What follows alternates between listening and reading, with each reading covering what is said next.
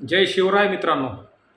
आज महाराष्ट्रातील प्रत्येक खेड्यामध्ये व प्रत्येक घरामध्ये चर्चेला जाणारा सगळ्यात महत्त्वाचा विषय म्हणजे लाडक्या बहिणीची KYC.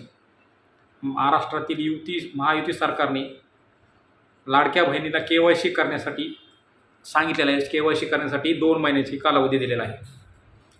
महायुतीचं सरकार ज्यावेळेस स्थापन झालं तेव्हा महायुतीच्या सरकारने महाराष्ट्रातील महिलांसाठी लाडकी बहिणी योजना आणली.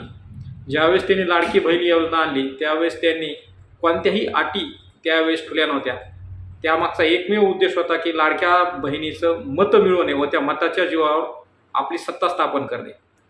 व त्यामध्ये महायुतीचं सरकार यशस्वी देखील झालं. महायुतीच्या सरकारने लाडकी बहीण नावाची योजना काढून महिलेचं मत मिळवलं व महिलेच्या मतावर आज सत्ता स्थापन केली व सत्तेचं मलाई चाकण्यात ते आज मग्न आहेत.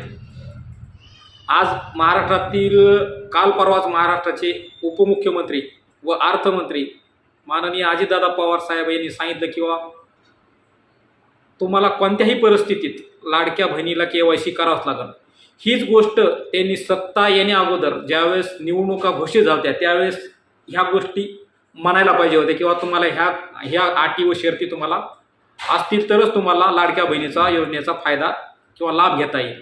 परंतु त्यावेळेस ह्या गोष्टी न बोलता त्यांनी आता सरकार स्थापन झाल्यानंतर सत्तेमध्ये स्थापन होऊन मंत्रिपदाची मलाई चाकत असताना आता त्यांना लाडक्या बहिणीचे जे पैसे द्यायचे ते सरकारवरच्या तिजोरीवर बोजा वाटत आहे. पण ज्यावेळेस सरकार स्थापन करायच्या अगोदर त्यांना तो बोजा वाटत नव्हता. त्यावेळेस त्यांना वाटत नव्हतं की ही योजना जी आणणार आहेत त्या योजनेमुळं आपल्या सरकारच्या तिजोरीवर ताण पाडणार आहे. परंतु त्यावेळेस सत्तेत येण्यासाठी सत्तेच्या धुंदीमध्ये त्यांनी ही योजना जाहीर केली व महाराष्ट्रातील तमाम महिलेचे मत मिळून आज महाराष्ट्रामध्ये सत्ता स्थापन केली आहे. परंतु काल परवा महाराष्ट्रातील उपमुख्यमंत्री म्हणले की कोणत्याही परिस्थितीत तुम्हाला लाडकी बहिणीची ही KYC करावाच लागेल.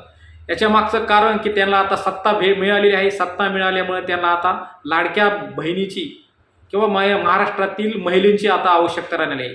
त्यांच्यात येणाऱ्या तिजोरीवर जो ताण आहे ते कमी करण्यासाठी महाराष्ट्रातील जास्तीत जास्त महिला कशा या योजनेतून कमी होत्यात हा त्यांचा प्रयत्न आहे. याचा असा सरळ अर्थ होतो की महाराष्ट्रात जी सत्ता स्थापन झाली ही लाडक्या बहिणीच्या जीवावर स्थापन झालेली असताना आज त्यांना लाडक्या बहिणीचा विसर पडला आहे. आज त्यांना लाडक्या बहिणी गरजेचे महिलांना आमिषाला बळी पाडलं व त्यांचं मत मिळून आज त्यांचा विश्वासघात करत आहेत.